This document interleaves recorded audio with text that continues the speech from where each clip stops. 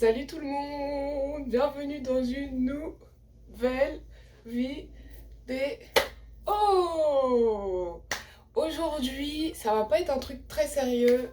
J'ai décidé de faire une vidéo où je vais un peu vous expliquer les trucs qui m'ont comme étonnée au tout début quand je suis arrivée, au-delà de certaines expressions québécoises que je connaissais pas ou certaines façons de dire certaines choses, ok. Mais dans la vie de tous les jours, dans le mode de vie, il y a des choses qui m'ont étonnée ou des choses que j'ai trouvées surprenantes, pardon, ou insolites, ou drôles, ou bref, qui m'ont marqué. Et j'ai fait une liste et je me suis dit, bah écoutez, je vais la partager.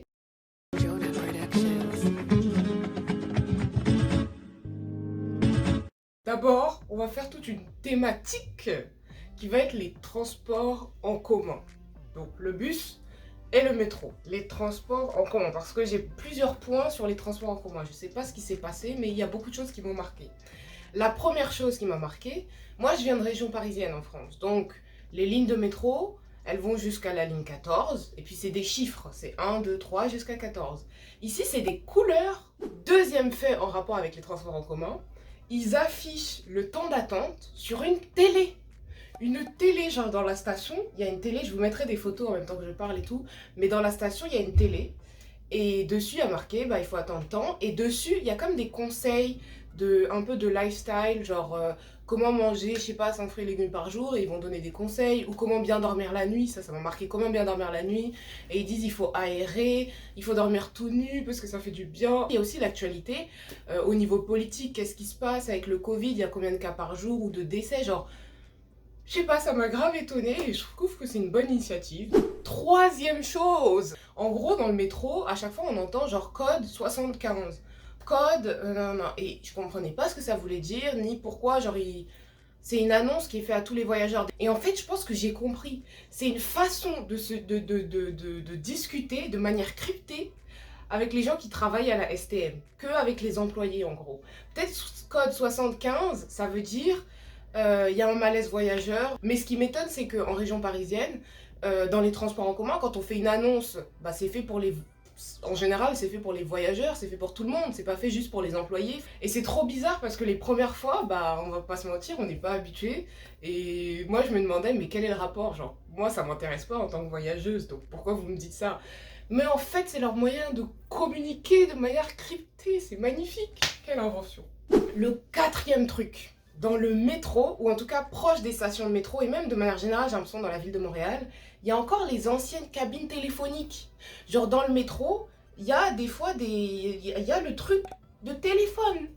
Là, le truc, tu mets tes pièces et c'est utilisé, c'est ça le pire. Non, c'est ça le pire. Qu'il y en ait, c'est une chose. Que ce soit utilisé, c'en est une autre. Là, c'est utilisé. Moi, je trouve ça trop classe. Trop classe. Et enfin, le dernier truc dans les transports, je trouve ça chiant.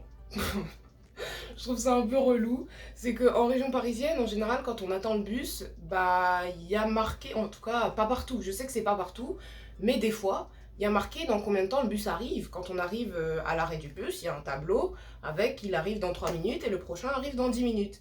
Et c'est pratique parce que bah, tu sais quand est-ce qu'il arrive, t'es pas obligé de sortir ton téléphone, enfin voilà quoi, c'est simple. Ici, ça n'existe pas. Et ce que je ne comprends pas, c'est que l'hiver ici est puissant. Donc, on va pas venir s'arrêter à l'arrêt de bus et attendre qu'il arrive un jour ou l'autre. Il fait froid. Passons à la prochaine catégorie. La catégorie de la rue. Enfin, quand je dis de la rue, c'est une façon de parler de, on va dire tout ce qu'on retrouve dans la rue. La première chose, dans la rue, on fait quoi? On marche. Et quand on marche, on va où? Bah, on traverse. À un moment ou à un autre, on traverse. Et quand je suis arrivée, je ne comprenais pas comment il fallait traverser. En France, soit le bonhomme il est vert, tu traverses, soit le bonhomme il est rouge, tu t'arrêtes. Voilà, voilà. Ici, à un moment, le bonhomme il est blanc, donc ça veut dire, ok, tu traverses, puis il devient jaune, avec des secondes à côté, et là, ça veut dire, tu as encore, par exemple, s'il y a marqué 5, bah, tu as encore 5 secondes pour traverser. Et en fait, au tout début, quand je suis arrivée, moi, je voyais pas le moment où il était blanc. Parce que le moment où il est blanc, c'est très... ça va super vite. Genre, il est blanc pendant 3 secondes, puis ensuite, le décompte commence. Et donc, moi, je voyais jamais le moment où il était blanc. Donc, je loupais tout le temps.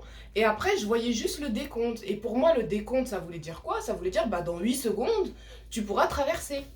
Mais non, c'est pas ça. Ça veut dire que tu as encore 5 secondes pour pouvoir traverser. Le deuxième truc, c'est il y a des poubelles à compost. Ils ont pas de clé pour leur boîte aux lettres. Est-ce que vous vous rendez compte, genre? Genre, je peux aller ouvrir les boîtes aux lettres des gens dans la rue, même si c'est pas mon immeuble, c'est pas là où j'habite. Genre, tu peux ouvrir la boîte aux lettres des gens. Il n'y a pas de clé.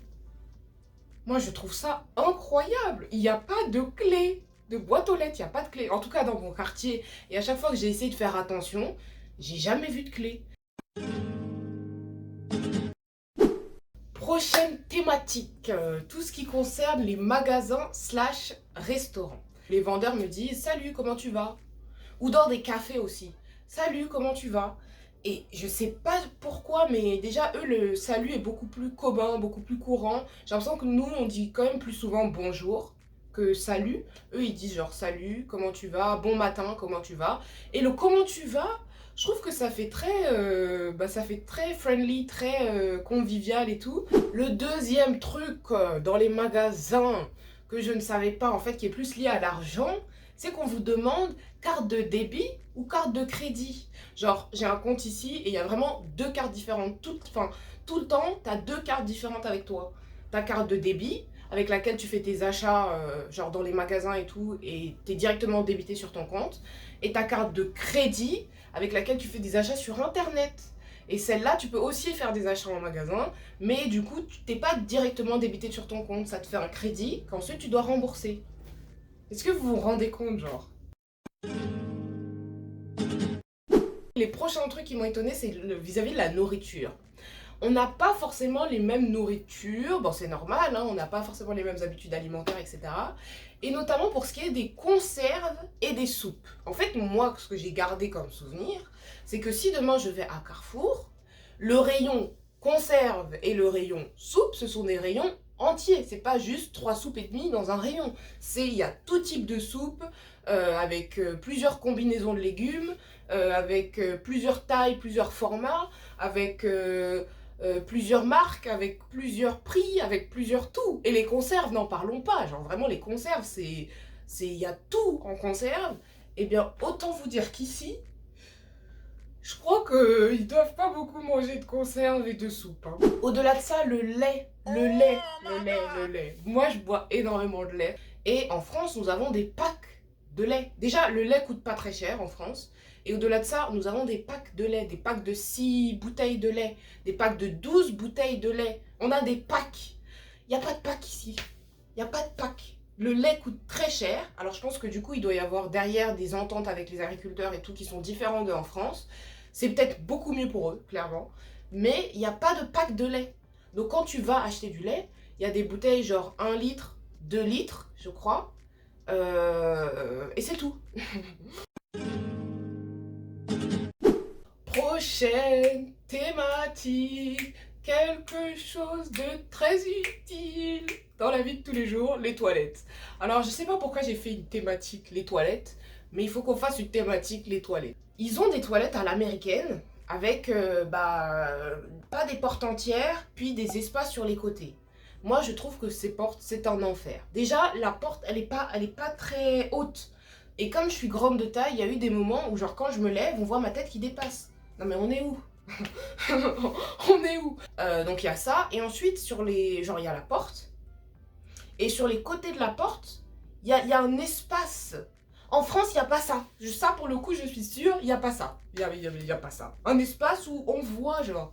Et quand on est assis et qu'on fait pipi, bah, on va pas se mentir qu'on voit les gens qui passent.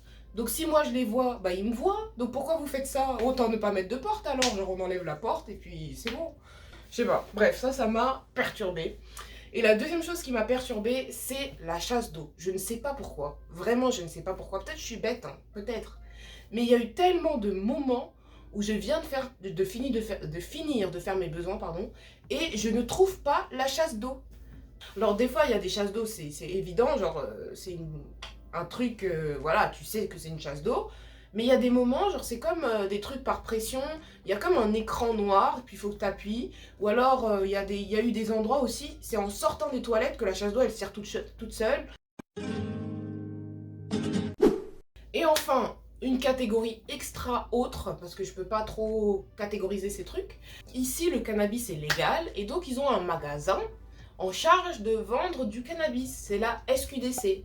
Et pour les alcools, il y a la SAQ. Et donc, de ce que j'ai compris, dans ces deux magasins, et il y en a vraiment partout, vraiment pour le coup, il y en a partout, et bah c'est exempté de taxes. Et autre chose, quelque chose qui n'a rien à voir, mais alors vraiment rien à voir, c'est les parapluies. Je ne sais pas pourquoi, mais un jour j'étais dans le métro, et j'ai vu un parapluie à l'envers. Et bah je me suis dit, bah son parapluie il est cassé. Oh, il s'est retourné, et voilà. Et donc le temps passe, etc. Et un jour, je revois un parapluie à l'envers. Pareil, je me dis, il est cassé. Une troisième fois, je revois un parapluie à l'envers. Au bout d'un moment, je me dis, non, là, tout le monde a un parapluie cassé. C'est pas normal qu'il y ait autant de gens qui se baladent avec un parapluie à l'envers qui n'a pas l'air cassé en plus. Et en fait, j'ai regardé sur Internet et ça existe. Des parapluies à l'envers. Des parapluies à l'envers. Genre, je sais même pas comment vous expliquer. Je sais même pas comment ça s'ouvre. Enfin bref, j'ai fait le tour de tout ce que je voulais dire et de tout ce qui m'a choqué / étonné. J'aurais dû peut-être faire un disclaimer au début, bon je le fais à la fin, en disant que simplement c'est mon expérience, c'est ce que moi j'ai vu, c'est ce qui m'a étonné par rapport à ce que je connaissais de la France et de là où j'habite en France. Bien sûr, il y a d'autres régions en France et bien sûr vous aurez vu d'autres choses, il y a des choses qui vont pas vous étonner, d'autres qui vont vous étonner ou pas, bref. C'est ce que je veux dire, c'est que c'est juste mon humble avis et mon expérience et ça n'est pas universel, voilà. Donc bref, en tout cas j'espère que cette vidéo vous aura plu. Moi j'ai bien aimé la tournée, du coup faire la liste un petit peu des trucs qui m'ont étonné, qui m'ont choqué et tout, c'était vraiment sympa à faire. Encore une fois, si vous avez des questions, si vous avez des commentaires, n'hésitez vraiment pas à le mettre en commentaire, ça me ferait super plaisir de voir des commentaires et pouvoir répondre et discuter avec des gens et tout. Et d'ici là, bah, likez la vidéo, abonnez-vous. Voilà, hein, abonnez-vous. Qu'est-ce que vous voulez que je dise de plus? Abonnez-vous, portez-vous bien, profitez du soleil. Franchement, à Montréal, il fait beau. Et honnêtement, je ne vais pas cracher dessus. Il fait beau. Ah! Est-ce que vous voyez le soleil derrière moi? Il fait vraiment beau, il fait chaud. Donc là, je vais aller dehors, profiter du beau temps. Et je vous souhaite la même chose. Et donc, à bientôt pour une nouvelle vidéo. Salut!